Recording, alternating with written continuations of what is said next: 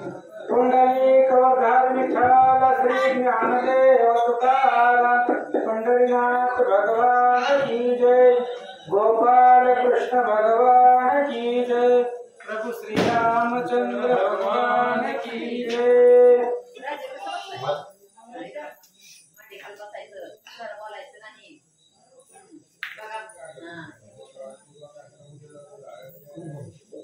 श्री गणेशाय नमः। श्री सीतारामचंद्राभ्याय नमः। जय जय वेदवंद्या सकळ सारा मन्मथ जनका त्रिभुवन सुंदरा ब्रह्मानंदाती उदारा द्वारका नगरी विलासिया तू जय उदार पणाती थोर विभीषण केला एक नमस्कार त्यासी स्वादिले लंकनगर जो विशेष मित्र असती पै। कथेचं अनुसंधान श्रीधर स्वामी सांगतायत एवढा उदार भगवान परमात्मा एवढा उदार आहे। फक्त विभीषणानं एकदा नमस्कार केला लंकेचं राज्य दिलं असं दिलं जोपर्यंत चंद्र सूर्य आहे तोपर्यंत लंका राज्य विभीषणाला प्राप्त होईल। काय केलं विभीषणानं फक्त श्रीराम जय राम जय जय राम आणि या बळावरती भक्ती बळावरती तुम्ही लंका नगर त्याला दिलं असं सांगतात। आणि सुरामा अत्यंत दरिद्री त्याशी द्वारका तुल्य ती नगरी पूर्वी कंस मारून मथुरा पौरी उग्रसेन स्थापिला। आणि कालच्या अध्यायामध्ये आपण ऐकलं की सुदामा ब्राह्मण दरिद्री पिढला नाही विसरला पांडुरंगा। दरिद्रीने पिढलेला तो सुदामा त्याला सोन्याची नगरी भगवंताने द्वारके सारखी दुसरी तयार करून दिली। पूर्वी कंसाला मारला मथुरेच राज्य उग्रसेनाला दिला असं सांगतात। सुग्रीवासी दिधली किसकिंदा वाली पाठविला निज पदा पांडव पालक गोविंदा भक्त निज पदा स्थापिसी। सुग्रीवाला किष्किंधा दिली वालीला मोक्ष प्राप्त करून दिला म्हणजे तुमचं काहीच नाही तुम्ही घेताय पण ज्याचं आहे त्याला देण्याचं सामर्थ्य तुमच्याकडे आहे। रावणाला मारलं लंका घेतली विभीषणाला दिली वालीला मारलं किष्किंधा घेतली सुग्रीवाला दिली दंडकारण्यातली राक्षस मारली ब्राह्मणाला दान केलं सुदाम देवाला लंका दुसरी असणारी द्वारका नगरी सारखी सुदामपुरी बनवून दिली। अशा प्रकारचे तुम्ही भक्तांनीच पद स्थापिसी कार्य करता। पूर्वाध्यायी कथन झाले सुदामासी राज दिधले यावरी द्वारावती सवर्तले तेच परिसा श्रोते हो। आणि पाठीमागच्या अध्यायामध्ये आपण अशी कथा ऐकली सुदामाला सोन्याची नगरी भगवंतानं प्राप्त करून दिली। ही कालच्या अध्यायापर्यंत कथा झाली। आता या अध्यायामध्ये काय कथा आहे द्वारकेमध्ये काय कथा घडली लक्षपूर्वक ऐका। द्वारकेचे अनंत जो सच्चिदानंद मूर्ती अमूर्त रात्री वेळे कृष्णनाथ मंदिर येत सत्यभामी। आणि द्वारकेमध्ये अशी कथा झाली भगवान श्रीकृष्ण द्वारकेमध्ये असताना रात्र झाली होती आणि देवाला वाटलं सत्यभामेला जाऊन भेटावं म्हणून रात्रीच्याच वेळेला कृष्ण सत्यभामेच्या मंदिराकडे आले। तो मित्र निंदेचा दिवस विसरोनिया ऋषिकेश सत्यभामेच्या मंदिरास औचित आला चुकोणी। आता भगवान परमात्माला 16,108 पत्नी आहे पण कृष्णाला जायचं होतं मित्रविंध्याकडे। मित्रविंध्य पत्नी आहे आणि तिच्याकडे जाण्याचा दिवस होता पण कृष्ण चुकले आणि चुकून सत्यभामेच्या घराकडे आले असं सांगतात। तू दोन्ही हस्त ठेवून कटिवरी सत्यभामा उभी द्वारी तिसी देखोन मुरारी काय वचन बोलेला। आणि कृष्ण जाणार होते मित्रविंदेच्या घरी पण आले सत्यभामेच्या घरी आणि सत्यभामा दोन्ही हात कमरेवरती ठेवून दरवाजामध्ये उभी होती। कृष्ण आले काय बोलतात सत्यभामन जाणवली गोविंदे मने सुखे आहे सखी मित्रविंदे तुझ कारण मी मुग्धे रात्री आलो जाण। आणि मित्रविंदेच्या घरी जायचं होतं पण चुकून सत्यभामेच्या घरी गेले आणि सत्यभामा दरवाजामध्ये उभा होती आणि कृष्णाने बोलायला सुरुवात केली काय मित्रविंद्या कसं काय बोलाय का असं कृष्ण बोलतात। ऐकताय से वचन क्षोभल सत्यभामेचे मन मणे मज सवतीचे नाम ठेवून बोलवी कपटी नायक। मग असं ऐकल्याबरोबर सत्यभामेला राग आला कारण आपण कृष्णाची आवडती आहेत लाडकी आहेत आणि माझ्या समोर सवतीचं नाव घेऊन मला हे नव्हतंय, कृष्ण त्रास देतोय म्हणून तिचं मन संतापलं गेलं. आणि मग सत्यभामा काय म्हणते, माझे नाम कोणी सुंदर मित्रवंत मने यादवेंद्र, तेरी याच्या नावाचा उच्चार मी विपरीत करीन. सत्यभामेने विचार केला, माझं कसलं नाव आहे, 17 ठिकाणं पाण्यात घालून नाव ठेवलंय सत्यभामा. एवढं सुंदर नाव असून मला कृष्ण मित्रविद्या म्हणतोय. आता मी पण असेच करतो, ह्याचं नावाचे विपरीत करणे म्हणजे ह्याचं बी नाव मी बदलते असं सत्यभामा बोलते. मग श्रीकृष्णासी म्हणे सुंदरा, यावे यावे दी कंसासुरा, मथुरा सांडून द्वारकापुरा, किंमत येणे झाले. आणि सत्यभामेने सुद्धा बोलायला सुरुवात केली. म्हणजे या म्हणले कंसासुरा या. कृष्णानं ऐकलं आणि सत्यभामा बोलू लागली. म्हणले मथुरा सोडून द्वारकेला कसं काय येणं झालं असं कृष्णानं ऐकलं. काय म्हणतात, ऐकून वैरी याचे नाम परमक्षोभरा पुरुषोत्तम, म्हणे का हो तुझ पडला भ्रम, कंस कैसे मज मनसी. आणि कंसासुरा असं सत्यभामेनं म्हटल्यावर कृष्णाला राग आला. आपल्याला कंस म्हणते म्हणूनच कृष्णानं बोलायला सुरुवात केली. काय दिसाना का तुला, डोळं पिळं फुटलेत का काय, एवढा मोठा मी कृष्ण चतुर्भाव तुझ्या पुढे उभा आहे आणि मला वैर्याच्या नावाने हाक मारते असं कृष्ण बोलल्यावर सत्यभामा काय म्हणते, तू झालीस काय पिसी कंस नामे मज बहासी, सत्यभामा म्हणे ऋषिकेशी डोळे पुसून पाहि पण. कृष्णानं सत्यभामेला म्हटले की बाबा मी कृष्ण असताना मला वैर्याचं ना घेऊन कंस आहे असं कसं काय म्हणते.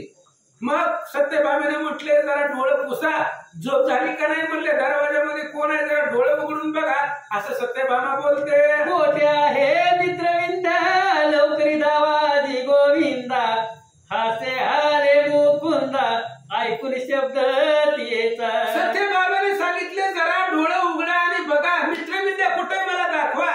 इथं मी दरवाजामध्ये उभी असताना तुम्ही त्या मित्रविद्याच्या नावाने हाका मारताय, दाखवा ती कुठं आहे असं सत्यभामेचं बोलणं ऐकलं. कृष्णाला हसू आलं. ऐसा सत्यभामेचा गर्व जाणून गुप्त झाला जगन्मोहन, सत्यभामा पाहे बहुते विलोकोन, मने समजावीन हरीसी. आणि सत्यभामेला गर्व होता की कृष्ण माझ्यापाशीच राहतो, माझ्याशिवाय कृष्णाला करमतच नाही अशा प्रकारचा अहंकार, किंवा कृष्ण मला सोडून राहतच नाही अशा प्रकारचा गर्व सत्यभामेला झालेला होता. हे कृष्णानं ओळखला आणि जागेच्या जागी कृष्ण गुप्त झाले. येतवरी होता संग अंगो अंग लपविले, तुका म्हणे पाहिले मागे, एवढ्या वेग अंतराला देवाला लांब जायला वेळ लागत नाही. नुसतं महाग वळून बघितलं गवळणीने की कृष्ण गायब झाला. तसं सत्यभामेला गर्व झालाय, कृष्णाने ओळखलं, गुप्त झाले. तो हातीचा गेला माधव, जे विसाधका होता ज्ञान गर्व, नित्यात्म प्राप्तीचा अनुभव कैसा मग तयासी. आणि हातातला भगवान परमात्मा निघून गेला. सत्यभामेला गर्व झाला. जसं साधकाला ज्ञानाचा गर्व झाल्यावर भगवंताची प्राप्ती घडत नाही, तसं सत्यभामेला सुद्धा अहंकार झाला होता. म्हणून हातचा कृष्ण दारात आलेला निघून गेला. ज्ञान गर्वे बहुत नाडले, सत्यभामेसी तैसे झाले, मने हातीचे निधन गेले, भ्रांत झाले कैसे मी. आणि मग ज्ञान गर्वानं अनेक नाडलेले आहेत. प्रत्येकाला ज्ञानाचा गर्व असतो आणि ते नाडून गेलेले आहेत. सत्यभामेने विचार केला, कृष्ण रात्री चुकून का होईना आपल्या घरला आले होते, पण आपल्या गर्वामुळे कृष्ण निघून गेला याचं दुःख वाटू लागलं. दिव्य रत्ने गोफणीले, अमृत पात्र उलटिले, की परब्रह्म घर आले, म्या अहिरेले पापिनीने. अहो दिव्य रत्नाचा खडा समजून गोपनीमध्ये घालून टाकून दिला. अशा प्रकारे परब्रह्म आला होता, किंवा अमृताचा तांब्या ओलांडून टाकला, सांडून टाकलं, तसं परब्रह्म आलेला कृष्ण तो माझ्या मुळे गेला असं सत्यभामा बोलते. कामधेनो आले मंदिरी, तो मूर्ख पिटू निघाली बाहेरी, तैसेच म्या केले अवसरी, गेला कंसारी हातीचा. सत्यभामा विचार करते, गरीबाच्या घरी कामधेनू आली होती, पण त्यानं काठी घेतली आणि कामधेनू गायला हाकलून लावलं, तशी माझी अवस्था आहे. कृष्ण घरी आला होता, पण माझ्या अहंकारापणामुळं कृष्ण गेला. विकळ पडिली सत्यभामा सख्याशी म्हणे भेटवा मेघ श्यामा गळा आर परमात्मा आवेर केला सत्यभामा विकळ झाली, जमिनीवरती पडली. जी काही सखी मैत्रीण होती तिला सांगू लागली मला कृष्णाला भेटव. माझा आवेर मी कृष्णाचा केला, अज्ञानपणामुळे कृष्ण माझ्यापासून गेला असं सत्यभामा बोलते. सत्यभामा दूती पाठवी सत्वर ते सत्वर येऊन येतो वीरा काय प्रार्थिती झाली. मग एक सेवकी दूती सत्यभामेने पाठवली. जावं म्हणले कृष्ण कुठं असणारा तर रुक्मिणीच्या घरी असतोय, जा म्हणले आणि कृष्णाला बोलवून आण. मग ती सत्यभामेने पाठवलेली दूती कृष्णापाशी गेली. काय म्हणते दूती म्हणे जगजीवना चला सत्यभामेच्या निकेतना तुम्हाला गिरा जीवनैना विकळ बहुत झाली. आणि त्या दूतीनं कृष्णाला सांगितलं, म्हणले चला सत्यभामेच्या घरी. तुमच्या व्यतिरिक्त सत्यभामा विकळ झालेली आहे, तुमच्या विरहामध्ये दुःख करू लागलेली आहे, म्हणून तिला भेटीसाठी चला. दिव्य सुमनाचे हार दिसी भासते जैसे विखार शून्य दिसते मंदिर तुम्हा विन ती दूती कृष्णाला सांगू लागली त्या सत्यभामेच्या गळ्यामध्ये दिव्य फुलांचे हार आहेत, पण ते तिला विखार म्हणजे सापासारखे वाटू लागलेले आहेत.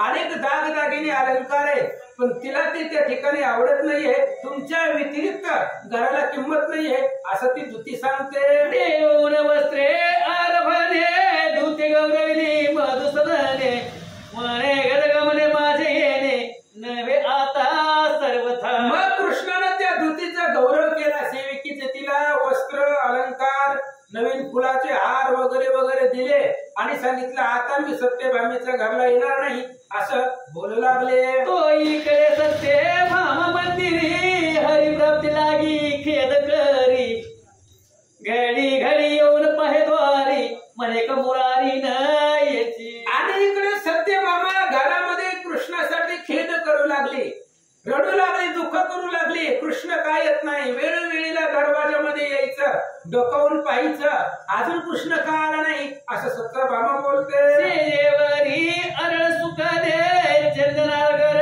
गंध विठले आणि शेषवल्लीचे धले सुकले सकळ दिसती. आणि तिच्या सेजेवरती त्या असणाऱ्या मंचकावरती फुलं सुकून गेलेली होती. चंदनाचे त्या ठिकाणी हार होते, ते सुद्धा चंदन लावलेलं होतं, तेही विटून गेलेलं होतं असं सांगतात. प्रवाहीन दिसे सदन नावडे सुस्वर्गायन दीप झाले तेजहीन हरिले मन मुरहरे. आणि घर जे होतं घरामधलं उजेड प्रभा गेलेली होती, अवकळ घरावरती आलेली होती.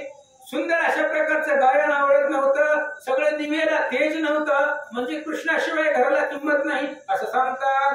माधव कोटे गुंतला कोणे सवती सिरतला चक्र चालक हो भरतार आपुला न म्हणाल कदाही. आणि त्यावेळी सत्यभामेने बोलवायला सुरुवात केली. भगवंता येता येता निघून गेला, पुणे सवतीपाशी गुंतला, तिथं अडकला. मी आता तुम्ही त्रिभुवन चालक आहे आणि तुम्ही नवरा आहे म्हणून मला त्याचा गर्व आहे. मी कधीही गर्व करत नाही, फक्त एकदा मला भेटी द्या. की माझ्या सधना येता वनमाळी कोणी ललन वाटेच भेटली सखी बोला उपाटविली तिची झाली काय गती. किंवा माझ्या मंदिराकडे घराला तुम्ही येत असताना एखादी स्त्री तुम्हाला रस्त्यामध्ये भेटल्या असताल, तुम्ही तिच्या घरी गेला असताल, किंवा मी एक दूती पाठवलेली होती तुम्हाला बोलायला, कृष्णाला घेऊन येण्यासाठी एक सेवकी पाठवलेली होती आणि ती दूती अजून आली नाही असं सत्यभामा बोलते. आहान लोटेची आजची अमिनी ढळती नक्षत्र गगनी आन उगवेच वासर म्हणी चक्रवाक्यन भातिका आयसी चिंता करीती सती तो दूती आली अवचिती तीस म्हणे का हो श्रीपती आले नाही तर सांग. आणि अशा प्रकारचे चिंता विचार सत्यभामा आपल्या घरामध्ये करत असताना कृष्णाला पाठवण्यासाठी जी दूती पाठवलेली होती बोलवण्यासाठी, ती दूती रिकामी माघारी आली आणि सत्यभामेने विचारलं कृष्णाला बोलवायला पाठवलं होतं, कृष्ण कुठेही श्वासोच्छ्वास विशेष तुझ का दातेला सांग मज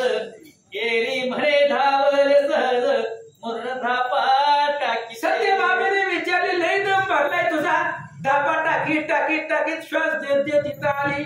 तिनं सांगितलं बाबा पळत गेले पळत आले आणि पळत असल्यामुळे मला दम लागला, श्वासोश्वास सुटला असं ते धुती सांगते. तुझ्या मस्तकीचे पुरळ काचले हेरी म्हणे हरी पायी सिर ठेविले वरीच्या वरी श्रीकृष्ण धरिले केस चळले म्हणून. मग सत्यभामेने विचारलं, संशय दुसरा काय?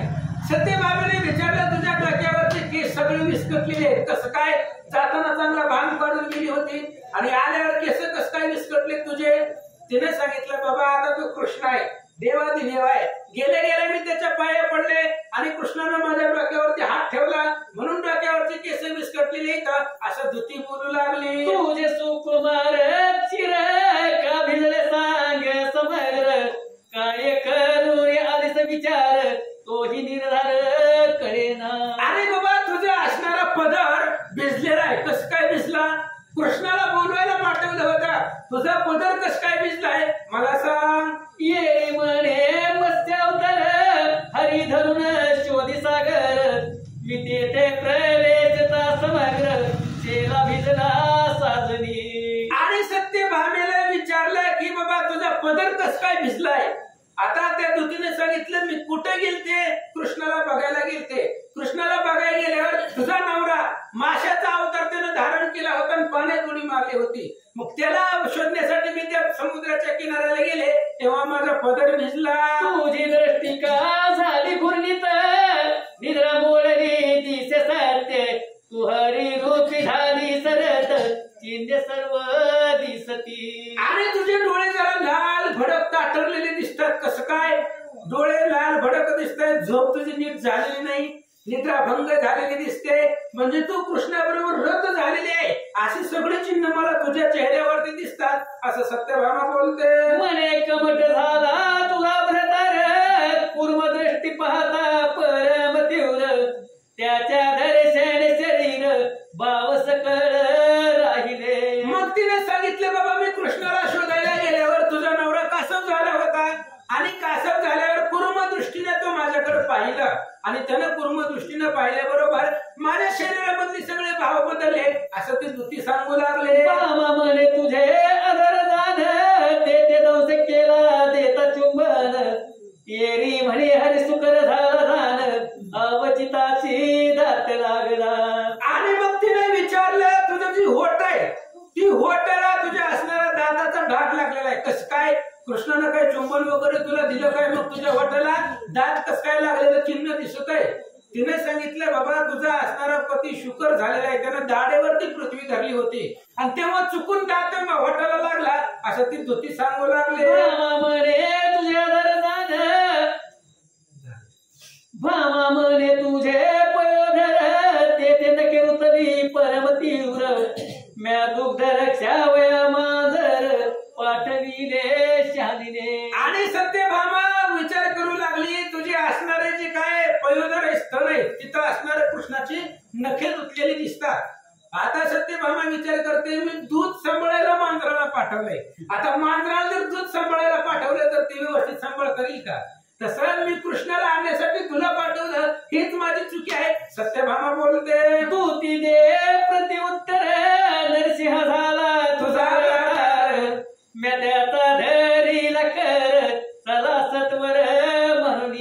आणि सत्यभामेने त्या दूतीने सांगितलं हे बघ मी कृष्णाला ज्या वेळेस बघायला गेले त्यावेळेस तुझा नवरा नरसिंह झालेला होता आणि नरसिंह झाल्यामुळे त्याची असणारी नख तिखट होती आणि ती हिरण्यकशिपूला मारित असताना मी त्याचा हात धरला म्हणून त्याला राग आला. तव तो क्रोधी दैत्य मर्दन लोटली स्व करे करून तेने न खेरुतली जाण नसतेच दूषण लावू नको. त्या दूतीने सांगितलं हे बघ मी तुझंच काम करायला गेले होते, माझ्यावरती नाही ती आळ घेऊ नको.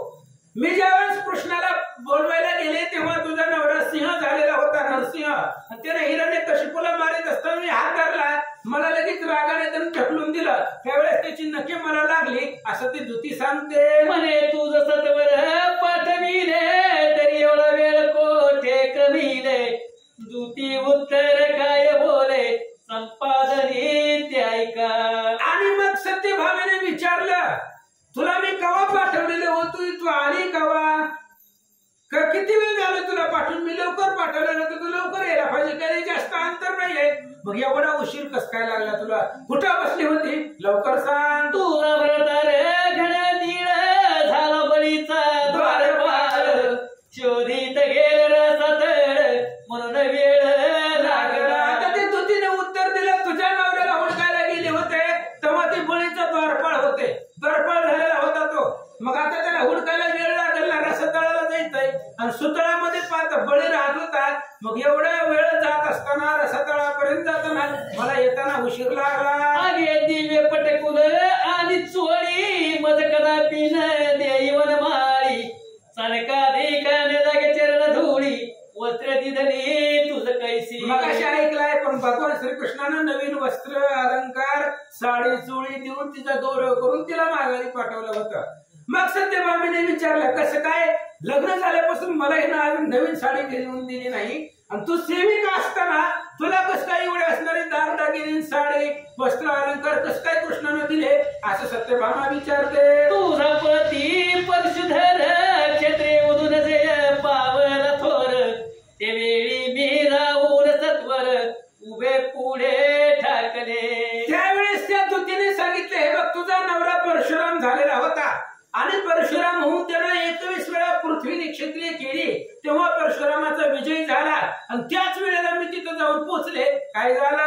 बाई मी तुझी सखी म्हणून मला लगती नदी पाठवणी, तुझा विश्वास न वाटे म्हणी कोण म्हणून आणली हे. अरे बाबा, ज्या वेळेस परशुरामाचा विजय झाला तेव्हा मी तिथे गेले आणि त्या असणाऱ्या कृष्णाला तुझी सखी आहे, तुझी आवडती आहे, तुझी जवळची आहे म्हणून कृष्णानं मला ही पाठवली, वस्त्र अलंकार दागदागिने दिले, असं ते दूती बोलू लागले. तुझे भाईचा अर्धचंद्र, तुझे भाईचा अर्धचंद्र टिळात कैसे सांग चढला, मग प्रत्युत्तर या बोला काय बोले दूती ते. सत्यभामेने विचारलं, तुझ्या कपाळावरचा टिळा, अर्धचंद्राचा टिळा, काही काही स्त्रियांच्या कपाळावरती बघा अर्धचंद्र, चंद्राच्या आकाराचा टिळा असतो.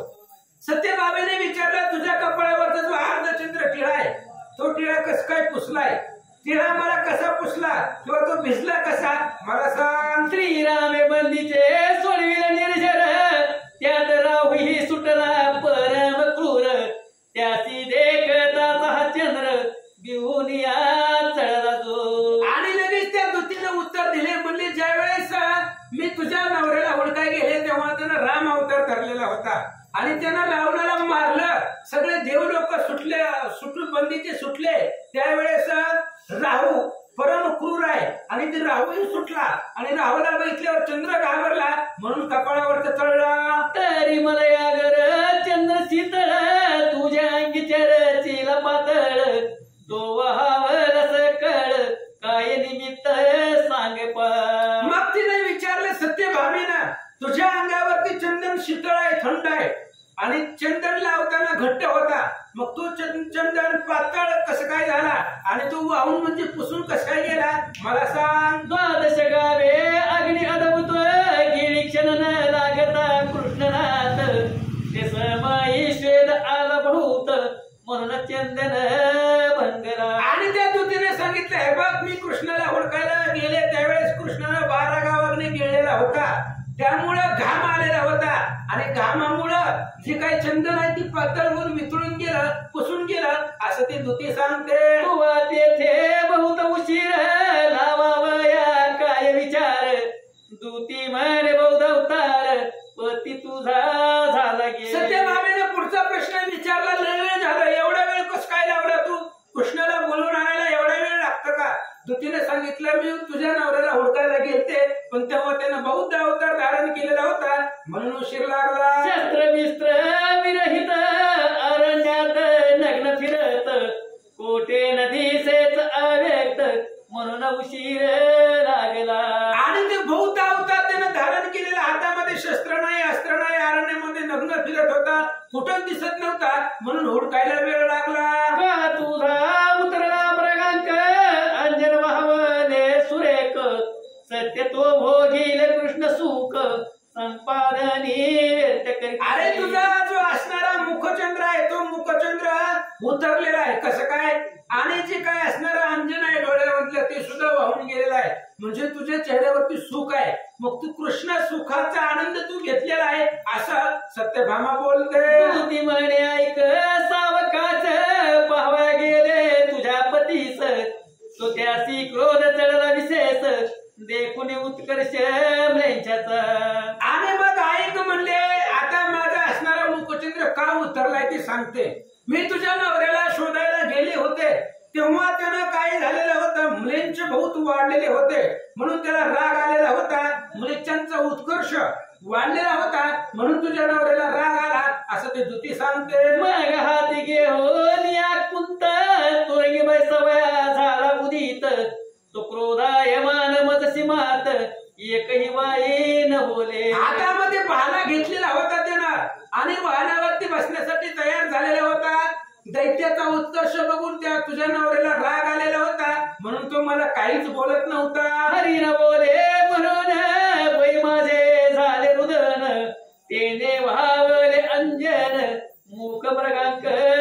आणि तुझा कृष्ण पती मला बोलतच नाही. आता आदिदेव कृष्ण आहे आणि तू न बोलल्यामुळं मला माझा चेहरा उतरला, डोळ्यामधून पाणी वाहू लागलं, मला रडू आलं म्हणून माझा मुखचंद्र उतरलेला आहे असं ती दुती सांगते. मग बोले भामसती भली संपादनी जाण शिवदूती, बहुत कठली सगळे निश्चिती सुखे निद्रा करी आता. मग सत्यभामेने सांगितले हे बघ तुझ्यापाशी सगळ्या प्रश्नाची उत्तरं अगोदरच आहेत म्हणून आता तू घरी जाऊन झोप, रात्र पण काही झालेली आहे असं सत्यभामा दुतीला बोलते. कपाट देऊन या शेजवरी निज सत्रजित कुमारी, वियोग नळ झाले अंतरी अश्रू नेत्री चालिले. मग लगेच तिने असणारा दरवाजा लावला आणि आपल्या असणाऱ्या मंचकावरती जाऊन झोपलेले, पण कृष्णाचं दर्शन नसल्यामुळे कृष्ण आपल्या घरी आले नाही म्हणून डोळ्यामधून पाणी वाहत होतं, दुःख करू लागले. मग म्हणे हो कृष्णाच्या उतरा मनमोहरा वसुदेव कुमारा, यादव कुलतिलक भवन सुंदरा रावे पावे ये समयी. मग पडले पडले विचार करू लागले, कृष्णाच्या नावानं हाका मारू लागली, बोलवू लागले. तय जाणो आणि अंतर्भाव तत्काळ पावला दयार्णव, कपटावरी श्रीकेशव अंगुळी अग्र वाजवी. मग आता भगवंत आहे शेवटी सगळ्याच्या मनामधलं त्याला कळतं. सत्यभामेच्या मनामध्ये दुःख होतं ते कृष्णानं ओळखलं.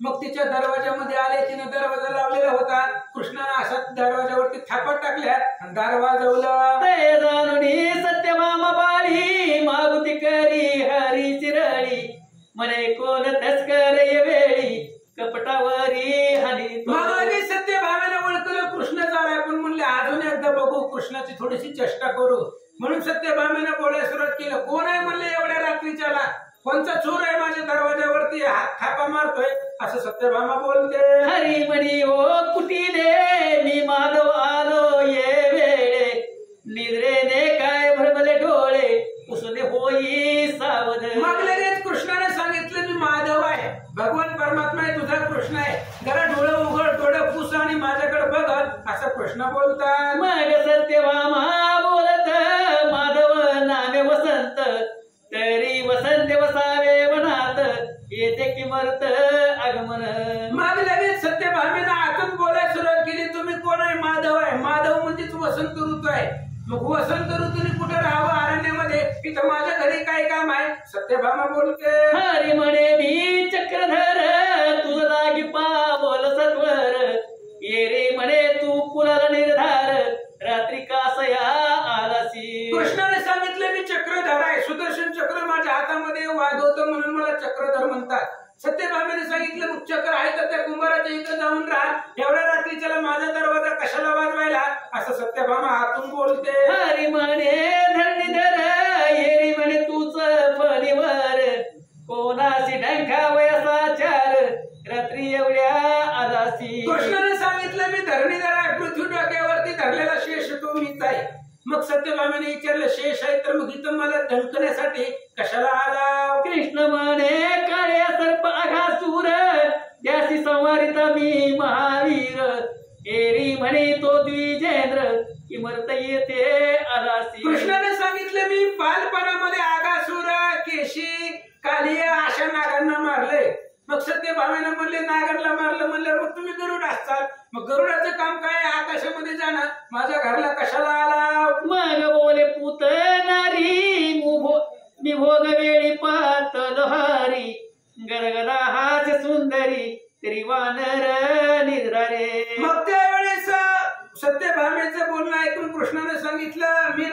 वेळेला तुमच्या शेजारी शयन करण्यासाठी आलेलो आहे, अवेळी आलेलो आहोत. मग त्यावेळेस सत्यभामेने सांगितलं वानर असताना इथं कशाला आला? आपल्या सांडुनी कांतारा कालासे ते कपिंद्रा तरी तू जाय माघारा माझा भरतारा येईल आता. मग त्याने सांगितलं तुम्ही वानर आहोत, अरण्यामध्ये वानरांची वस्ती असते, माझ्या घराला कशाला आला? जावा आताच्या आता अरण्यामध्ये, आता थोड्या वेळात माझा नवरा कृष्ण इथं येईल असं सत्यभामा बोलते. तो आहे परम पुरुषार्थी शिक्षा दाविल तुझ प्रती सत्यवाद एक पत्नव्रती ऐसा नाहीच दुसरा. आणि त्यावेळेस कृष्ण सत्यभामा सांगू लागली तो माझा पती परम पुरुषार्थ आहे, तुला आले आले शिक्षा लावेल, त्रास करील, आणि असं सत्यवादी एक पतिव्रत असा माझा नवरा कृष्ण आहे. सत्यभामा बोलते. श्रीकृष्णासी हसे आले सत्यभामेने कपाट उघडिले श्रीमुखावर निंबलोन केले दड धरिले हरिचरण. मग सत्यभामेला हसू आलं. भगवान श्रीकृष्ण आहे तिला माहिती होतं, पण उगाच चेष्टा करायची म्हणून बोलत होती. दरवाजा उघडला, कृष्ण आतमध्ये गेले, सत्यभामेनं निंबोलन केलं आणि बसले. म्हणे आदि पुरुषा नारायणा मी भवत उद्धट बोलेले वचना क्षमा करावी मनमोहना विदासी तुमची अन्यायी. मग सत्यभामेने सांगितलं भगवंता मी तुमच्या बरोबर उद्धटपणा केला, दांडपणा केला, तुम्हाला एवढं बोलायला पाहिजे नव्हतं, पण मी बोलले, ते सगळा अपराध माझा क्षमा करा. सत्यभामा बोलते. हाती धरोनी मधुकैट भारी सत्यभामानी सेजवरी मग पूजा षोडोपचारी करीती झाली ते दवा. मग लगेच कृष्णाच्या हाताला धरलं, सत्यभामेनं आपल्या घरामध्ये नेलं, 16 प्रकारानं कृष्णाची पूजा करू लागले. सत्यभामा म्हणे ते वेळा एवढा वेळ कोटे क्रमीला मग बोले घड सावळा मृगेशी लागला उशीर. सत्यभामेने विचारलं कवा तुम्हाला मी ते दुधीला पाठवलं होतं आणि तुम्ही कवा आला? एवढा उशीर कुठे बसला होता? एवढा वेळ कस काय लागला? कृष्णाने सांगितलं बाबा मी मृगयाला गेलो होतो, शिकारीला गेलो होतो, म्हणून मला वेळ लागला. सत्यभामा काय म्हणते? सत्यभामा म्हणे तुमच्या अंगास येतो दुसरा सुवास मग बोले ऋषिकेश जो कटोळस चतुरी सिंधू. सत्यभामेने सांगितलं आज जरा सेंट वेगळाच मारलाय म्हणले, तुमच्या अंगाचा वास रोजच्या पेक्षा आज वेगळा येतोय, दुसरा सुवास येतोय, रोजचा जो सुवास आहे तो येत नाहीये. कसं काय? ही असणारा सेंट कुठून आणला? एवढा सुवास तुमच्या अंगाला कसं काय येतोय सांगा. मणी मणी नाना पुष्पमाळा भक्ती गुंपुनी घातला गळा म्हणून वास दुसरा आला तुझ लागी मृग नैने. कृष्णाने सांगितलंय मी वनामध्ये गेलो होतो, तिथं अनेक भक्त लोक माझे असतात, त्यांनी अनेक वेगवेगळ्या सुवासाचे फुलं गुंपून माझ्या असणाऱ्या गळ्यामध्ये घातले, म्हणून तुला वेगळा वास आला असं कृष्ण बोलतात. भामा म्हणे ऋषिकेशी घर्म आला शरीरासी बहु श्रम झाले तुम्हासी आज मज वाटत असे. सत्यभामेने विचारलं दुसरा प्रश्न, म्हणले लय थकलाव, लय शरीराला घाम आलाय, घाम गुम झाला, मग एवढा असणारा त्रास कस काय तुम्हाला झाला असं सत्यभामा विचारते. हरी म्हणे धावता वनांतरी तेने घर्माला सुंदरी मग म्हणे जे कंसारी आश्चर्य एक वाटते. आणि मग कृष्णाने सांगितलं बाबा घाम आलाय सहजी काय, आता वनामध्ये काय ह्याच्या पाठीमागं पळ त्याच्या पाठीमागं पळ, म्हणून मला घाम आलेला आहे असं कृष्णाने बोलल्यावर सत्यभामेने विचारलं एक आश्चर्य वाटायले. कोणतं? तुमचे अधर जैसे विद्रुम ते कुंचा वया काय काम हरी म्हणे शंकत राहतीला परम तेने गोष्ट श्रमले गे. आणि सत्यभामेने कृष्णाच्या चेहऱ्याकडे पाहिलं आणि विचारलं तुमचे होठ आहेत, होठ अतिशय सुकुमार आहे, पण ते असं चुरगळल्यासारखं किंवा चुरडल्यासारखं दिसायला लागलंय. कृष्णाने सांगितलं बाबा शंख एवढा मोठा वाजवलेला आहे, शंकासुराला मारून त्याच्या कातड्यापासून शंख तयार केलाय आणि तो शंख वाजवल्यामुळं पोटाला त्रास होतोय असं कृष्ण बोलतात. म्हणे या गोष्टी सत्य म्हणून करायला काही येते प्रमाण हरी म्हणे समुद्रात टाकीने होऊन सत्य असेल तरी तरी नवी. आणि कृष्णाला असं बोलल्यावर सत्यभामेने म्हटले याला काही पुरावा काही साक्ष प्रमाण जी आता बोलाव ती खरं करून दाखवा. कृष्ण म्हणला हे बघ मला समुद्रामध्ये नेऊन उचलून टाक. जर मी बुडलो तर खोटं बोललो आणि जर मी खरं बोललो असेल तर त्या समुद्रामधून तरून जाईल असं कृष्ण बोलतात. येरी म्हणे काय हे प्रमाण तुम्ही समुद्र माझी करत असेन. हरी म्हणे महासर्प आणून कुंभा माझी घाली का. कृष्णाने म्हटले मी जर खोटं बोलत असलं तर मला समुद्रामध्ये टाक. सत्यभामेने विचारलं हे अवघड काय आहे, तुम्ही रोजच समुद्रावर झोपताव आणि समुद्र तुम्हाला कसा बुडवणार, रोज त्याच्यावर झोपताव तेव्हा बुडवत नाही, आज कसं काय बुडवेल. मग कृष्ण म्हणले एक मोठा साप आण आणि साप आणून एका असणाऱ्या गाडग्यामध्ये घाल. मग मी काय करतो, मी हस्त घालून काढीन सत्वर. सत्य असलं तरी न डोको विखार. येरी म्हणे तुम्ही सर्पावरी निजणार. काय विषधर कर. सत्यभामेने कृष्णाने सांगितलं हे बघ म्हणले एक मोठा साप आण, एका घागरीमध्ये साप टाक. मी त्या असणाऱ्या घागरीत हात घालून सापाला बाहेर काढतो आणि मी जर खोटं बोललो असेल तर ती साप माझ्या हाताला चावल. सत्यभामा म्हणले तुम्ही सापावर झोपताव, रोज रोज सापावर झोपताव आणि तो साप तुम्हाला काय करणार आहे, साप जरी चावला तर ते विषयाचा फरक काय पडणार आहे असं सत्यभामा विचारते. हरी म्हणे चेतवी महाअग्न आत्मनिशंक मी प्रवेशन.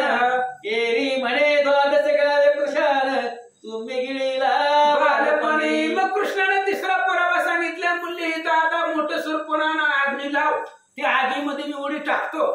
सत्यभामा म्हणले नवल काय आहे, अरे लहानपणी 12 गावामध्ये गिळलाय तुम्ही, मग हे असणारं लाकडाचं आग्नी तुम्हाला काय करणार आहे असं सत्यभामा बोलते. मन म्हणे वनमाळी खडतर दैवत असेल भूमंडळी. त्याच्या देवळात मध घाली सत्य असत्य निवडील तेथे. मग कृष्णाने सांगितलं जगामध्ये जेवढं खडतर म्हणजे खडक जी दैवत आहे त्या असणाऱ्या देवाच्या मंदिरामध्ये नेऊन मला कोंड, तिथं सत्य आणि असत्य कळे असं कृष्ण बोलल्यावर सत्यभामा काय म्हणते. सत्यभामा म्हणे देव समंत रावती तुम्हा पुढी होऊन भरते.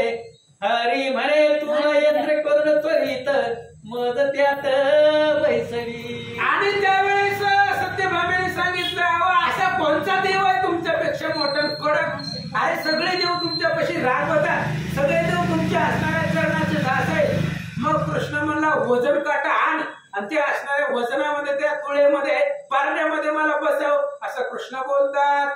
गाय हानिता कळे जवळी पारडे उचलले अंतराळी.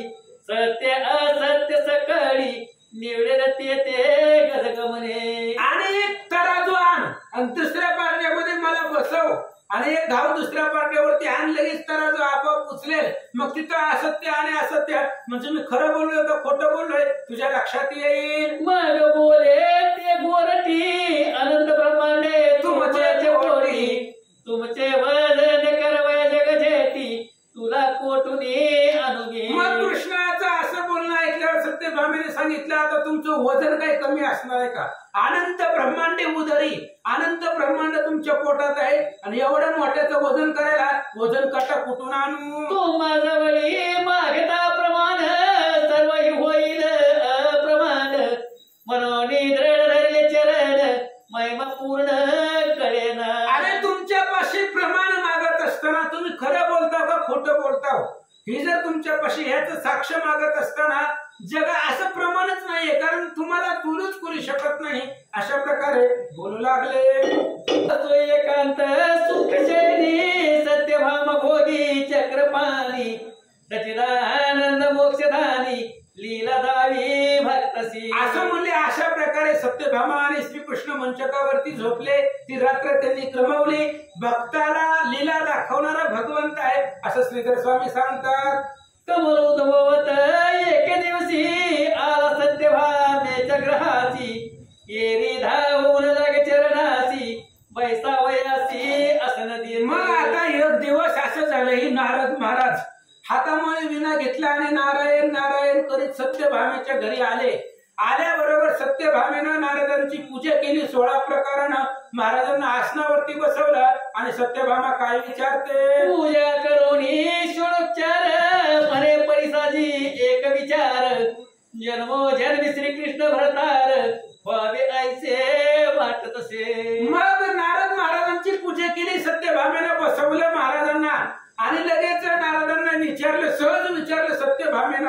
म्हणले महाराज कृष्ण ह्या जन्मामध्ये माझा नवरा आहे, पण पुढच्या अनेक जन्मामध्ये मला कृष्णच नवरा पाहिजे, याच्यासाठी काय करावं लागतंय सांगा. यासी कवन व्रत कवनदान ऐकून हासे चतुरास्य नंदन म्हणे हरी महिमा नेलून जन्मपंक्ती इच्छित असे. आणि नारदाला विचारलं सत्यभामेने, म्हणले प्रत्येक जन्मामध्ये मला कृष्णच मिळावा.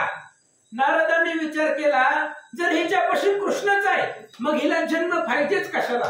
कृष्ण जवळ असताना जन्म मरणाच्या आवर्तामधून वाचण्यासाठी कृष्णाचं भजन असतंय.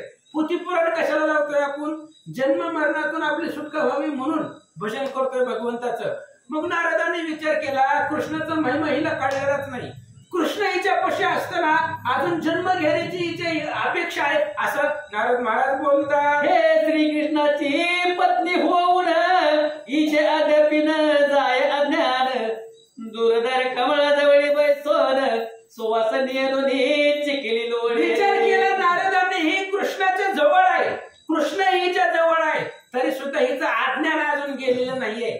मग बेडूक कमळाजवळ असतं पण कमळाचा सुवास त्या बेडकाला कळत नाही, तशी अवस्था सत्यभामेची झाली. हरीचा विमान झडे समूळ ऐसा करावा काही खेळ पात्र पाहून कुशळ वादात माझी साठविती. मग लगेच विचार केला नारदांनी, आता हिचं असणार एक आपण खेळ खेळू म्हणले. आता सत्यभामेने विचारलंय की मला प्रत्येक जन्मामध्ये कृष्ण भेटण्यासाठी काय करावं लागल. आता याच्यावर नारद महाराज काय उत्तर देतात. नारद म्हणे जरी कृष्णदान देसी तरी तो जन्मे पावसी तरी हे पुसोनी ऋषिकेशी आणि मानसी आदी बरे. नारदांनी सांगितलंय बघ, सोपं आहे म्हणले, सोपं गणित आहे. आपण जेवढं जेवढं दान करल तेवढं आपल्याला पुढच्या जन्मामध्ये भेटतंय. सोपं आहे. आता ह्या जन्मामध्ये पुण्य केले की पुढच्या जन्मामध्ये त्याचं फळ भेटतंय. तसं तुला जर जन्मजन्मी कृष्ण पाहिजे असेल तर ह्या जन्मामध्ये कृष्णाला दान करावं लागतंय, कृष्णाला देऊन टाकावं लागतंय कुणाला तरी, तेव्हा कृष्ण पुढच्या जन्मामध्ये तुला प्राप्त होत आहे. त्यामुळे तूही कृष्णाला आधी विचारून ये. नारद महाराज बोलतात, हरीसी एकांती पुसे सत्यभामा तुम्हासी दान देईन मी पुरुषोत्तमा ऐकता हास्याल मेघ श्यामा पूर्ण कामा सर्वेश. मग नारदाच्या सांगण्यावरनं सत्यभामेने एकांत पाहिलं आणि कृष्णाला विचारलं, मला असं वाटतंय का मी तुम्हाला कुणाला तरी दान देऊन टाकले, अशी माझी मनातली इच्छा आहे. सत्यभामेंना असं बोलल्यावर कृष्ण म्हणले, जशी तुझी इच्छा असेल तसं कर. सत्यभामेशी म्हणे कृपानिधी हे पद्मानदी तुझी बुद्धी तरी दानाची उशीर न करावादी उठा उठी देईजे. सत्यभामेने विचारल्यावर कृष्णाने सांगितलं, मग आता चांगलं काम आहे ना, उशीर कशाला करायचंय. तुला मला दान द्यायचं असेल तर मग चांगलं आहे, मला पण पटतंय ते, मग उशीर कशाला करायचाय असं कृष्ण विचारतात. भामा पुषे द्विजाशी जाऊन दान घेता काय श्रीकृष्ण विप्र म्हणती तो गोवळा पूर्ण आम्ही ब्राह्मण सोवळे. मग लगेच सत्यभामा उठली, द्वारकेमधल्या ब्राह्मणाकडे गेली, ब्राह्मणाला विचारलं, महाराज कृष्ण दान करायचं घेताव काय. ते म्हणले, काय करायचं, आम्ही आचरण श्रेष्ठ आहे आमचं, आणि ते गोवळ्याला घेऊन आम्ही काय करू असं ब्राह्मण बोलतात. परम कपटी चोर जार आमच्या गृहित्याचा न व्हावा संचार याची उत्तम वस्त्र अलंकार कैसे आम्ही पूर्व. ब्राह्मणाने सांगितले, त्या कृष्णाला घेऊन काय करू, आम्ही त्यानं काय केलंय लहानपणापासून, दुसऱ्याच्या घरी चोऱ्या करणं, ह्याच्या व्यतिरिक्त काय केलंय, आणि त्या चोराला घेऊन आम्ही काय करू.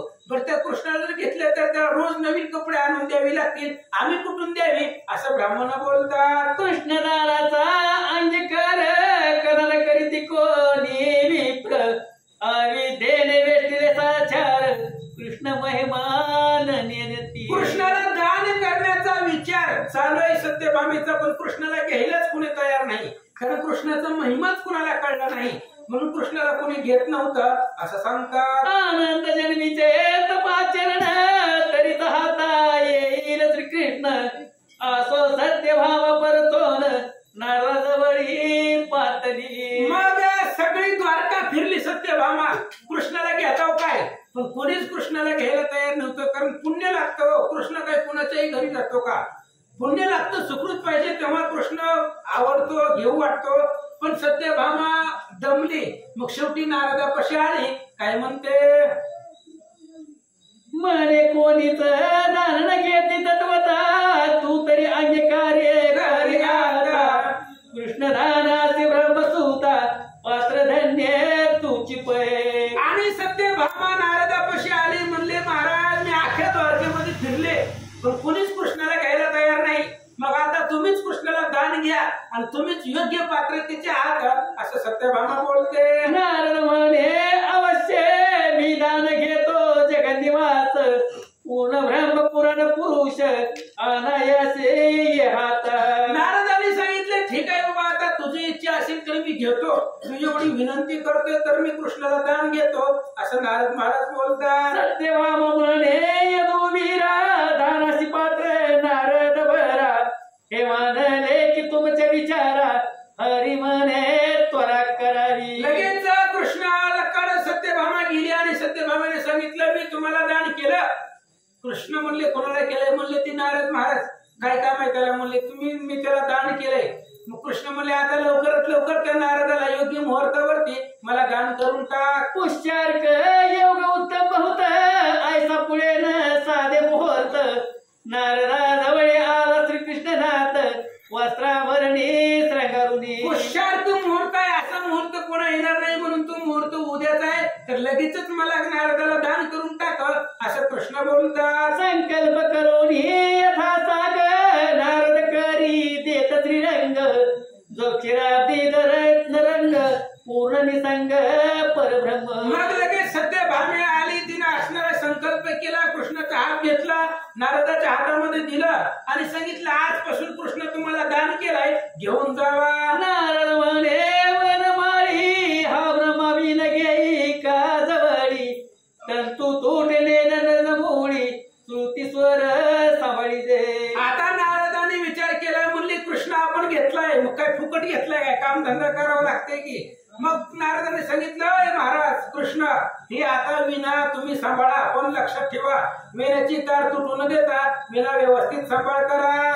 एक मुळीचा तुटत तंत तेने नाश होईल बहुत, कृष्णा माझा भावांत तुझा ठाऊक असे की. नारदांनी सांगितलं कृष्ण हे बघा तुम्ही मला लहानपणापासून ओळखता, माझा स्वभाव एकदम कडक आहे, आपण कोणावर दया वगैरे काही करत नसतोय.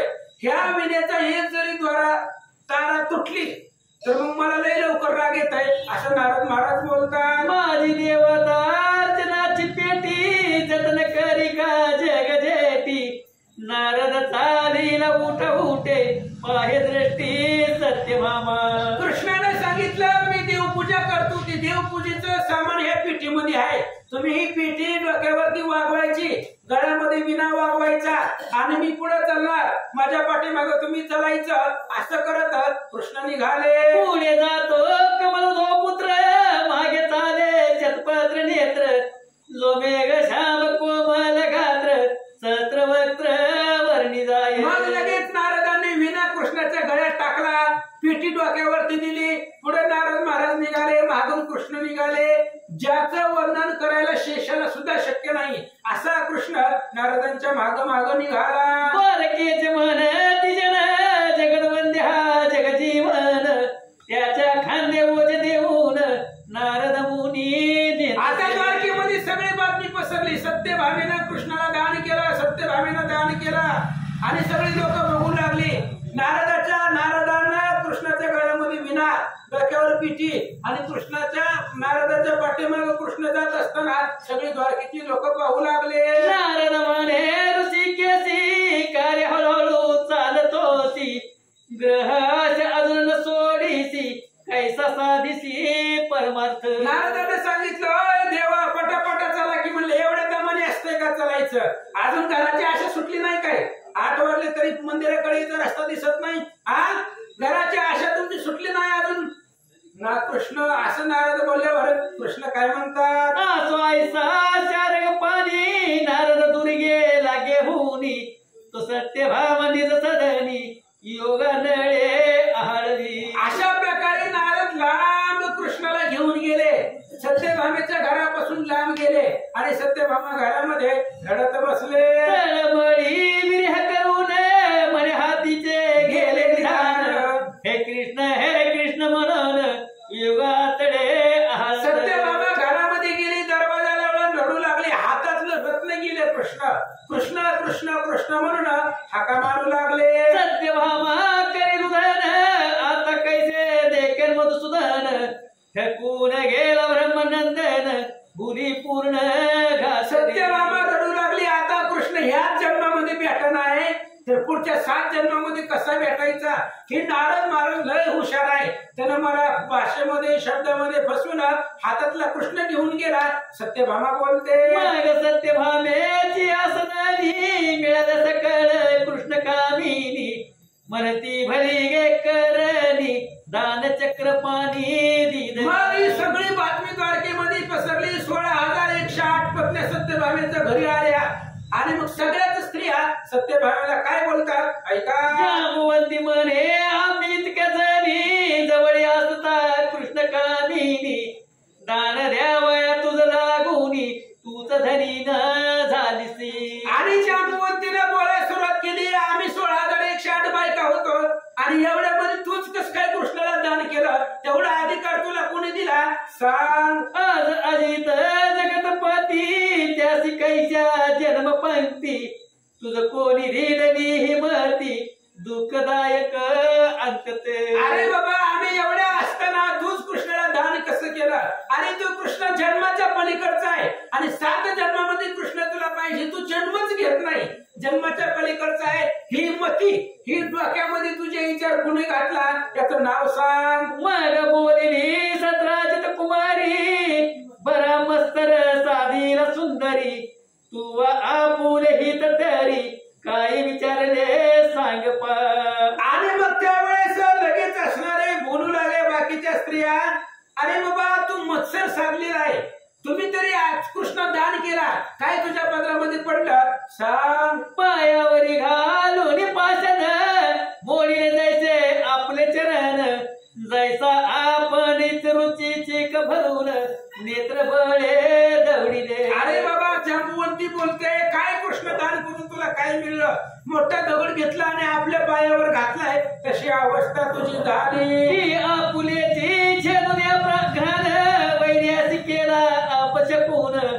जैसे आपुलेचे ताने मारून आळ घातला सवतीवरी. अरे बाबा आपलंच नाक कापलं आणि वैऱ्याला अपशकून केलं. आपलं नाक कापून आपलंच लिकरू मारलं आणि सवतीवरती आळ घेतला, अशी तुझी अवस्था झाली. कौतुके केले विषप्राशन परिण कळे जवळी आले मरण.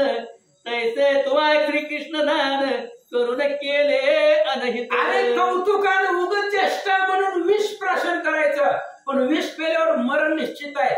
तसं तू कृष्णदान केलाय असं बाकीच्या स्त्रिया बोलतात. मित्रवंदा बोले वचन जळले तुझे शहाणपण. निर्विकार वस्तू श्रीकृष्ण त्याची जन्म मरण लाविसी. मित्रविंद्याला बोलायला सुरुवात केली. काय तुझ्या त्या ज्ञानाला काय काडी लावायची, काय थोरपणा जाळावे, ते काय करायचे तुझ्या ज्ञानाला. अरे तो भगवान श्रीकृष्ण निर्विकार आहे आणि त्याला तू जन्म मरण भोगायला लावते असं मित्रविंद्या बोलते. वैकुंठनाथ पूर्णावतारी त्यावरी तुझ्या बापे घातली चोरी. प्रतापवंत कंसारी पाताळ पुरी शोध गेला. अरे बाबा तो असणारा कृष्ण वैकुंठामध्ये राहणार आहे आणि तुझ्या बापानं त्या कृष्णावरती आळ घेतला. काय करायचं होतं कृष्णाला त्या मण्याचं, पण सत्रजितानं आळ घेतला. मणी चोरला म्हणून भावाला मारून मणी नेला, असा आळ घातला. अरे तू दुधाच्या समुद्रामध्ये राहतोय, त्याला एवढं मण्याला काय करायचंय. मित्रविंद्या बोलते. मग युती जिंकून वृक्षपती मनी आणि जांबुवंती. घेऊन आला जगतपती आयची ख्याती तुझी हो. अरे मग ते असणाऱ्या मण्याचा शोध घेत कृष्ण निघाले, विवरामध्ये गेले, जांबुवंताला मारला आणि जांबुवंती जी सवत आले तुझ्यामुळे आले असं मित्रविंद्या बोलते. लक्ष्मणा म्हणे तुझे ज्ञान आधी कळले संपूर्ण. नरकासुराशी नेहून जगजीवन भिडवी लागली. लक्ष्मणाने बोलायला सुरुवात केली. म्हणले तुझं ज्ञान कळलं मला. अरे त्या हट्ट धरला, कृष्णाच्या मागावर बसून गेली आणि त्या नरकासुराला कृष्णाला युद्ध करायला लावलं आणि युद्ध करून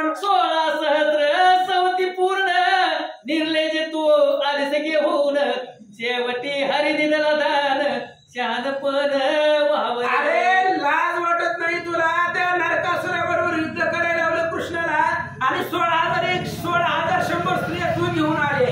अशा प्रकारे आता कृष्णाला तू दान केलंय असं लक्ष्मणा बोलते. जीता म्हणित वेळा बरा सौती मत्सर साधीला दाना श्रीरंग दिधला कोणी सांगितला शास्त्रात. यज्ञजितीनं बोलायला सुरुवात केली. सत्यभामे एवढं जर तुला सवती मत्सर होता तर दान कृष्ण दिले. अरे कुठल्या शास्त्रामध्ये सांगितलंय नवरा दान करायला?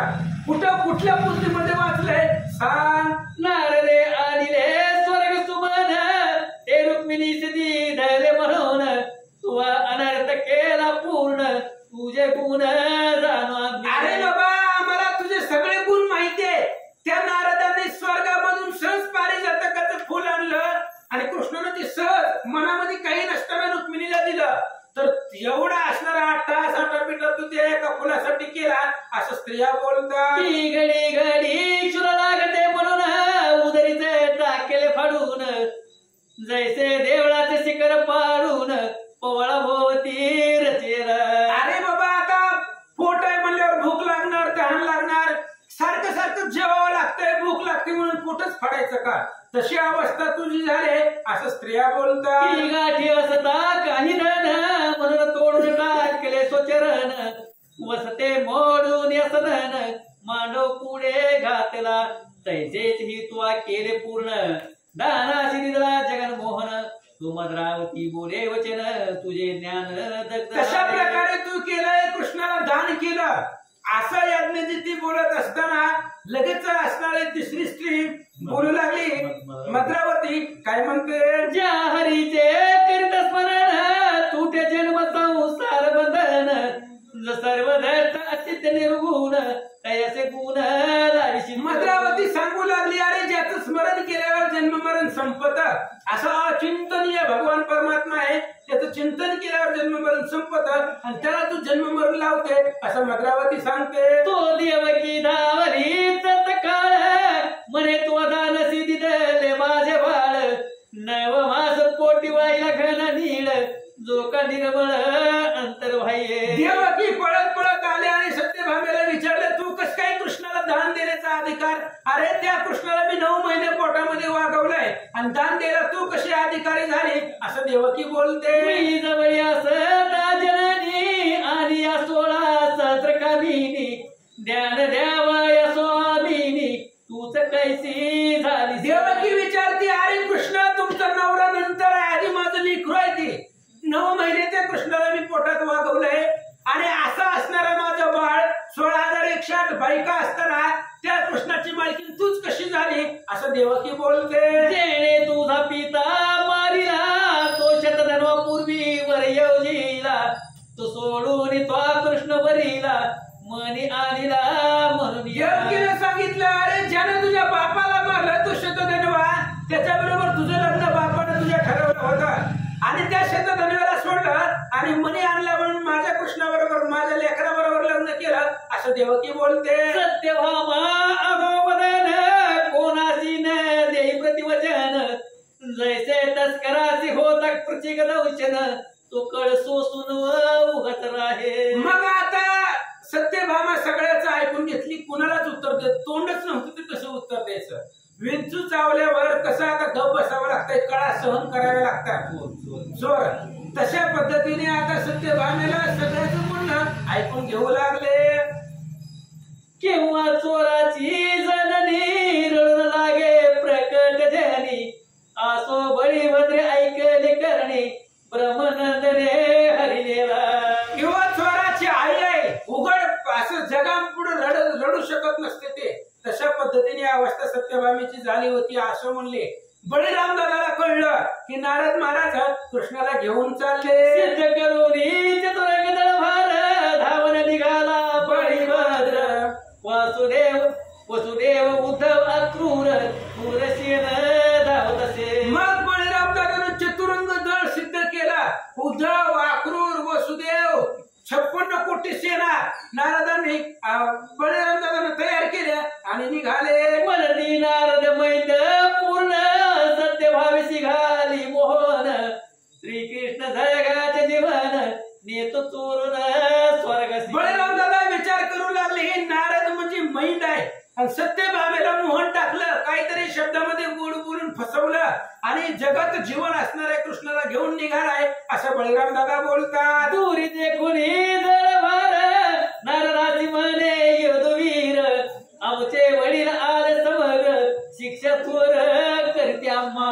आणि मग बळीराम दादाला सगळे चतुरंग सेना कृष्णाने पाहिले. नारदाच्या पाठीमागे कृष्ण लपले आणि नारदाला बोलतायत आता आमचे वडील बंधू आलेले आणि ते आता आपल्याला शिक्षा करतील असं बोलल्यावर काय म्हणतात. नारद म्हणे ऋषिकेशी तू भिवू नको मानसी, मी प्रति उत्तर देत समजतासी, तू असे पाठीशी माझी. नारदांनी सांगितले हे बघ तू घाबरू नको, कोणाला सुद्धा कुणी बी येऊ दे आता घाबरू नको, मी सगळ्याला उत्तर देतो. फक्त तू एक काम करायचं. काय करायचं? माझ्या पाठीशी असावे, फक्त माझ्या पाठीशी उभा राहा, सगळ्याला उत्तर मी देतो असं नारद महाराज बोलतात. जवळ आले वसुदेव संकर्षण म्हणते श्रीकृष्ण आमचे जीवन, सत्यभावी शिवचने गोवून कैसा देत दयानवा. मग लगेच असणारे सगळे उद्धव आखरून जवळ आले. बळीराम दादा आले. नारदांना विचारलं आमच्या कृष्णाला घेऊन कसं निघाला. नारद म्हणे ऐका समजत, मी काय ठकून नेतो कृष्णनाथ, पाठीशी का आला धावत दळभार सिद्ध करून. नारदांनी सांगितलं ऐका जरा विचार करा, मी काही कृष्णाला फसवून घेऊन चाललोय का चोरून घेऊन चाललोय म्हणून एवढा मोठा दळभार घेऊन माझ्या पाठीमागं आला. मी तरी एकला ब्राह्मण मजसी करू पाहता भांडण, सत्यभावेने दिलेले दान तुम्ही परत न मागता. अरे बाबा मी एक ब्राह्मण आहे, एक आहे, माझ्यापाशी काही शस्त्र आहे का अस्त्र आहे काय आहे, तुम्ही एवढं चतुरंग दळ सिद्ध करून मला भांडायला मारायला आला. अरे ते सत्यभामेला जाऊन विचारा, तिने मला संकल्प करून शुभ मुहूर्तावरती कृष्ण मला दान केलाय असं नारद महाराज बोलतात. माझं म्हातारपण निश्चिती म्हणून हरी घेतला सांगती, येरू म्हणते अनेक तुम प्रती सेवक देऊ दुसरा जी. नारदांनी सांगितलं आता मला म्हातारपण आहे, कुणीतरी म्हातारपणामध्ये सोबतीला लागतंय, मला थकवा येत आहे, सोबतीला कोणीतरी लागतंय म्हणून कृष्णाला घेऊन चाललोय. बळीराम दादा म्हणले हे बघा दुसरं 10 सेवक घेऊन जावा, एक काय तुम्हाला दुसरे अनेक देतो. नारद महाराज काय म्हणतात. नारद म्हणे कसं व्यर्थ आमचे मनोगते चाले कृष्णनाथ, त्रिभुवन शोधित समस्त ऐसा सांगती मिळे. नारदांनी सांगितलं काय करू बाकीचे तुझे सेवक घेऊन, कृष्ण आमच्या मनाप्रमाणे चालतोय, तसं बाकीचे सेवक चालणार नाही का. मनातली इच्छा ओळखून कृष्ण चालतोय, बाकीच्या सेवकाला घेऊन काय करू. नारद महाराज बोलतात यादव घाली नमस्कार नारवा पुढे पदरी पदर, तुझे वस्तू मागची साचार ते देऊ कृष्ण पालटा. मग लगेच असणारे सगळे यादव हात जोडू लागले कृष्णाला, नारदाला बोलू लागले हे बघा कृष्णाच्या बदल्यामध्ये तुम्हाला दुसरं काही पण मागा आम्ही देतो असं बोलतात. नारद म्हणे कृष्ण पालटाची कोणती वस्तू मागू तुम्हा पासी, नाशवंत देऊन अविनाशी नेहू म्हणता ठकून. नारदांनी विचारलं कृष्णाच्या बदल्यामध्ये मी तुम्हाला काय मागू, बरं काय कृष्णाच्या बदल्यामध्ये तुम्ही देऊ शकता. अरे कृष्ण हा अविनाशी आहे, कृष्णाचा विनाश होत नाही आणि अविनाशी वस्तू तुम्हाला देऊन विनाशाची वस्तू मी कशाला घेऊन जाऊ असं नारद महाराज बोलतात. श्रीकृष्णाच्या मुखावरून कोटी काम सांडिजे बोवाळून, ऐसी सांगत त्रिभुवनी न मिळे शोधिता. अरे कृष्णाच्या मुखावर मधून ओळून टाकावा आणि कृष्णासारखा सुंदर जगामध्ये शोधून सापडत नाही. नारद महाराज बोलतात यादव म्हणती शवंतक म्हणी घेऊन सोळाची चक्र पाणी, मग म्हणे नारद मुनी न लगे सर्वता अमते. मग यादवाने सांगितलं ही सेमंतक म्हणे घेऊन जावा, रोज 9 बार सुवर्ण तयार होत आहे तुमच्या घरी आणि सेमंतक म्हणाला घेऊन जावा असं यादव बोलले. कृष्ण काय म्हणतात. त्या मनाचे पाय अनर्थ भूत वेद प्रसन्न सात्राजीत, तैसाच अवचाई होईल घात न गेल्याने सर्वता हो. मग नारदांनी सांगितलं अरे त्या मनासाठी प्रसन्न मेला, सत्राजित मेला आणि ती मनी घेऊन आम्ही काय अनर्थ पाठीमागं लावून घेऊ का असं नारद महाराज सांगतात. यादव म्हणती दिव्य सुवर्ण हरीच्या भारो भार देऊ पूर्ण मग म्हणे ब्रह्मानंदन अवश्य आणून देई. मग यादवाने सांगितलं वजन काटा करू एका पारड्यामध्ये कृष्णाला बसवा आणि कृष्णाचं वजन जेवढं आहे तेवढं तुम्हाला सोनं देतो. नारद म्हणले वजन काटा आणा. तुळा उभविली सत्वर पारडी बैसविला यादवेंद्र तुभा म्हणे श्रीधर मीच सोडविन सर्व. लगेच वजन काटा आणला एका पारड्यामध्ये कृष्णाला बसवलं. सत्यभामेने बघितलं म्हणले आता कृष्णाला आपणच सोडवणार. पुन्हा गर्व निर्माण झाला आणि माझ्याशिवाय दुसरी कोणीच कृष्णाला सोडवणार नाही असं सत्यभामा बोलते. माझ्या बापाचा मनी अंतन नित्य प्रसन्न भार सुवर्ण मज धनाची नाही मान जगती सोडविते. सत्यभामेने सांगितलं माझ्या बापाने मला लग्नामध्ये आनंद म्हणून मणी दिलाय. तीच ते म्हणतात मणी आणि तो मणी रोज 9 भार सुवर्ण रोज त्याच्यापासून तयार होत आहे म्हणून कृष्णाला मी सोडवते. अहंकार धरून पूर्ण घातले सकळ संग्रह सुवर्ण सत्य भाव पाह्यो वदन सरले धन सर्वही. मग अहंकारानं पाहिलं गेलं आणि मग सगळं असणारं सोनं घातलं. जेवढं त्या मनापासून निघालं तेवढं सगळं घातलं तरी कृष्णाचं पारड राहिलं. कृष्ण नायिका एक शत 16 एकदाची उठल्या समग्र सुवर्ण घाली ती सत्वर अनु मात्र न ठेविती. मग कृष्णाच्या 16,108 पत्न्या होत्या. सगळ्यांनी आपापल्या घरातलं सोनं आणलं तरी कृष्णाचं पार राहिलं नाही. शेवटी अंगावरील सुवर्ण गोपी घालती नेऊन द्वारकेचे राज्य भांडार संपूर्ण अरुण ते मग बाकीच्या 16,000 स्त्रियांनी अंगावरचं सोनं काढलं. द्वारकेमधले जे काही धनाचे भांडार होते ते सगळे रिकामे केले तरी कृष्णाचं पार हल्लं नाही. समुद्रा माझी पडले हरळ तैसे सुवर्ण झाले सकळ मस्कोचे भूगोळ पुरतन कैसा पडावे. आणि समुद्रामध्ये असणारी दगड संपावी तसं सगळं असणारं सोनं द्वारकेतलं संपलं. मशकाच्या धडकेनं पर्वत कसा पडेल असं महाराज सांगतात.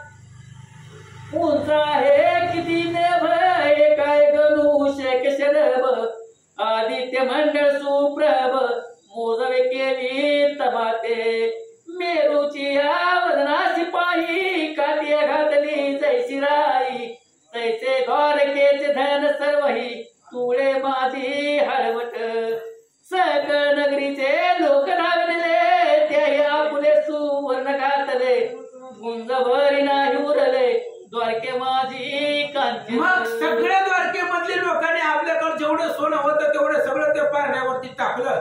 तिला एवढं सुद्धा सोनं द्वारकेमध्ये शिल्लक राहिलं नाही. अनंत दुदुंबीची पत्नी जिच्या उदरी जन्मला चक्रपाणी तिने सुवर्ण घातले अनोनी मोहे करुणी ते दवा. मग असणारे वसुदेवाची पत्नी जिच्या पोटाला कृष्ण जन्मला त्या देवकीनं अनेक कृष्णाच्या मोहासाठी किंवा सोडवण्यासाठी अनेक दागदागिने आणून पारत्यात टाकले. रूपे कासे ताबे पितळ धातू घातल्या प्रबळ येण आश्चर्य करती सकळ नवल अद्भुत देखोनी. रूप कासे तांबे पितळ 8 धातू अशा प्रकारचं सोनं टाकलं. लोक विचार करू लागले.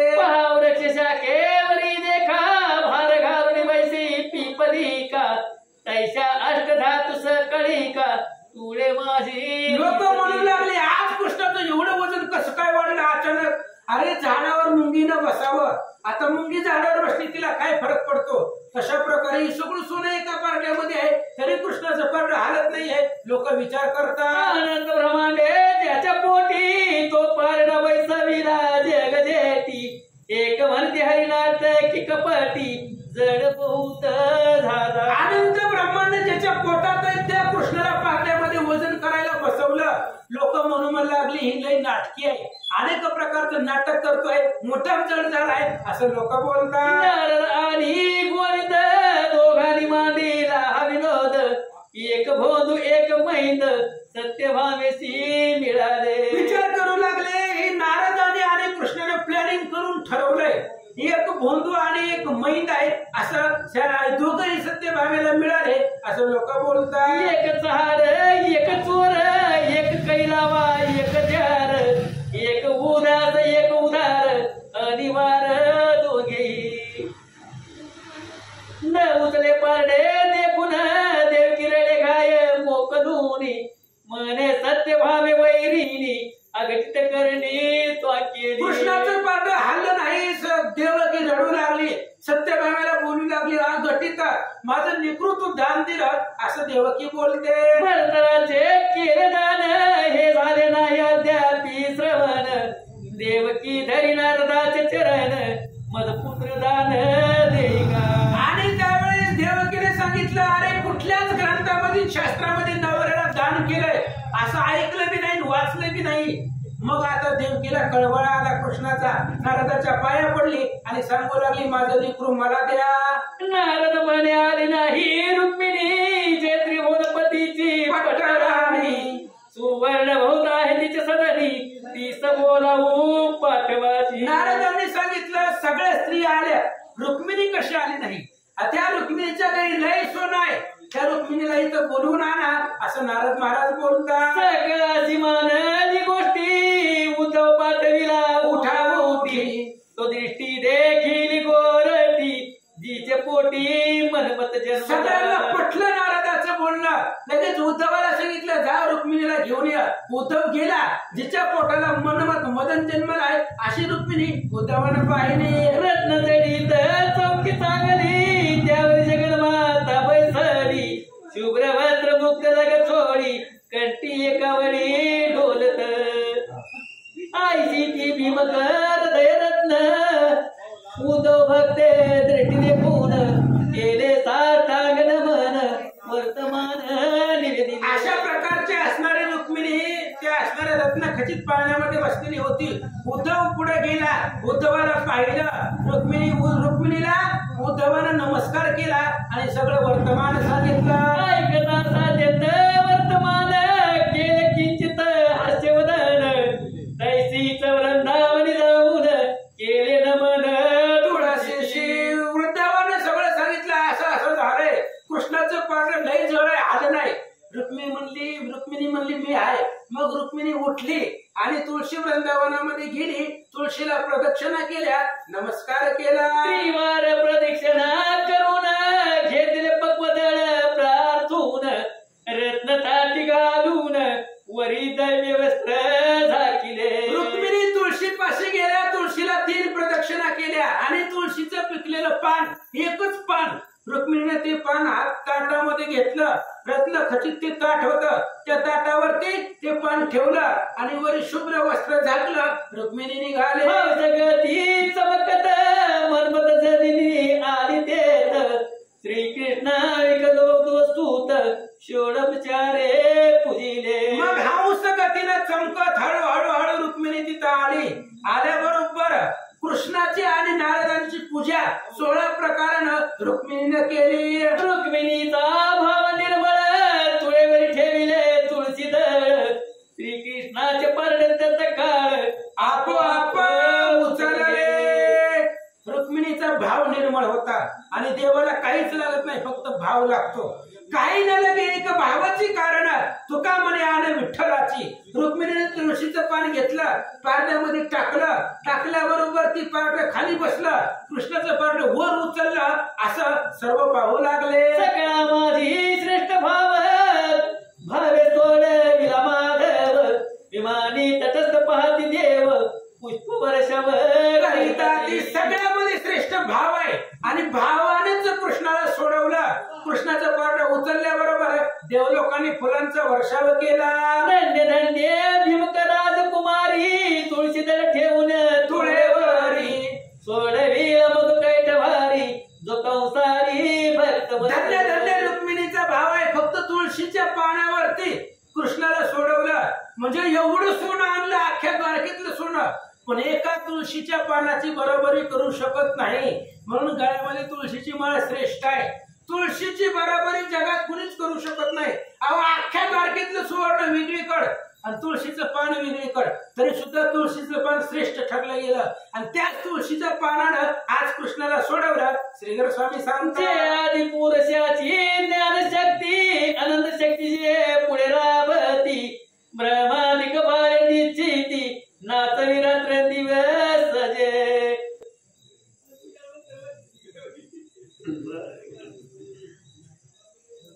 गुळावरी बैसती मक्षिका तैच्या गोपी झोंपती सकळी का रुक्मिणी नारद श्रीरंग देखा कौतुक पाहती दयांचे. आता कृष्णाचं पारडं उचललं, पण आपापलं सोनं घेण्यासाठी सगळ्यात 16,108 स्त्रिया धावल्या.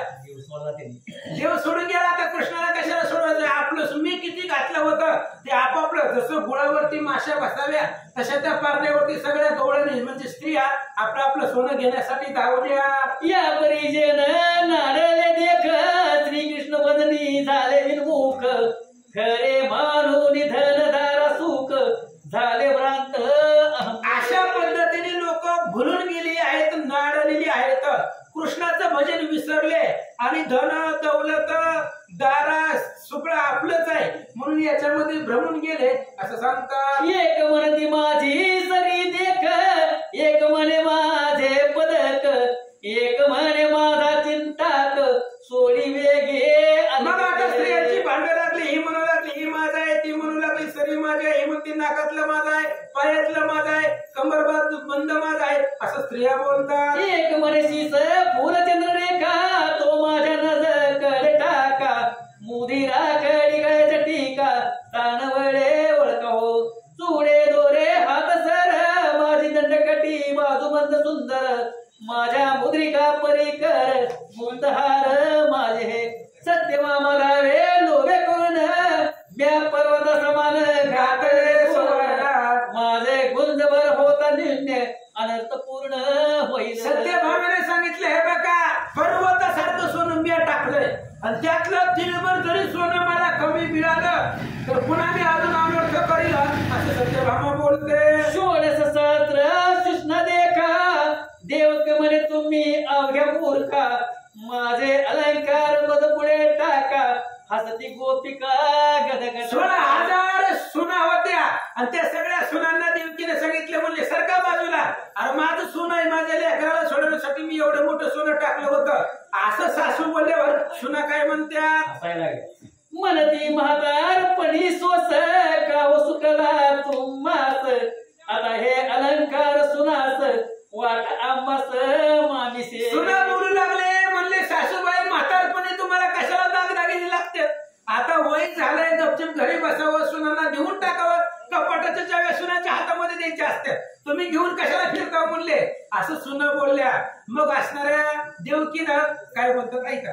नारदे वंदिले भीमकार नारदे वंदिले भीमकीस माते तूच भोगी जगनिवास प्रदक्षिणा करून दोघास पूर्णव पंते चाल. नारदाने कृष्ण घेतला रुक्मिणीच्या हातामध्ये दिला, म्हणले हे सगळं सोन्यासाठी बांधताय तुम्ही कृष्णाला घेऊन घरी जावा. आणि नारद आपलं ब्रह्मविना घेतला आणि आकाश पंथानं निघून गेले. हरी विजय ग्रंथ परिसपूर्ण जीव केवळ लोह कठीण या परिसात झगट येऊन तरी तत्काळ सुवर्ण. हरी विजय ग्रंथ आहे, परिस आहे आणि जीव म्हणजे लोखंड आहे. हे जीव लोखंड परिस लोखंडाला स्पर्श झाला की सोनं होतं, तसं जीव या कथेला स्पर्श झाला इकडे आले की त्याच्या जीवनाचं सोनं होतं. सदा सर्वदा हरी विजय श्रवण हेच लो परिसाची संघटन अंक्रती काळी माळून केवळ सुवर्ण होती. हरी विजय हाच त्या ठिकाणी परिस आहे म्हणून लोह परिसराला संघटत तशा पद्धतीने तुम्ही हे असणाऱ्या ग्रंथाला स्पर्श करून राहावा. तुमची अहंकार रूपी काळेमा जाळून केवळ परब्रह्म मूर्ती तुम्ही व्हाल. श्रीधर स्वामी सांगतात श्रीमद भीमा तटक विलासिया ब्रह्मानंदा पंढरी राया श्रीधर वरदा करुणालया विसाविया जगद्गुरु इथे श्री हरिविजय ग्रंथ संमंत हरिवंश भागवत प्रेमळ भक्त सदा परिस्तोम श्री अध्याय गुण श्री कृष्ण कुंडली विठ्ठल श्री ज्ञानदेव